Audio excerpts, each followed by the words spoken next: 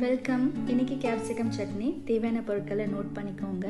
ஒரு பாத்திரத்தில் எண்ணெயை ஊற்றி கடுகு போட்டு கடுகு பொரிஞ்சதும் வெங்காயத்தை போட்டு வெங்காயத்தை சாட்டே பண்ணணும். சாட்டேயான வெங்காயத்தோட இந்த கலர்டு கேப்சிகமை ஆட் பண்ணணும்.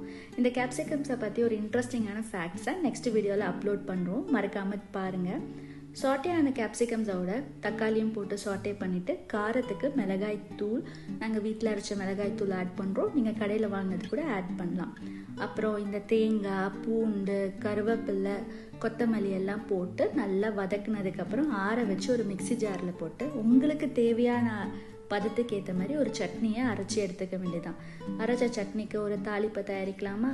ஒரு கடாயில் எண்ணெயை ஊற்றி கடுகு போட்டு கடுகு தாளித்ததும் வரமிளகா, கருவேப்பிலை, பெருங்காயம் போட்டு ஒரு நல்ல அரோமா வந்ததுக்கப்புறம் இந்த சட்னி தலையில் கொட்டிட வேண்டியதான். இந்த சட்னியை நம்ம தோசை, சப்பாத்தியோட பேர் பண்ணி சாப்பிடலாம். பெரும்பாலும் இந்த கேப்சிகம் சட்னினாலே பச்சை கேப்சிகம் வச்சு தான் அரைக்கிறாங்க. இந்த மாதிரி கலர்டு கேப்சிகமை வச்சு அரைச்சி பாருங்கள். அடடா, கேப்சிகம் சட்னி அட்டகாசமாக இருக்கும்.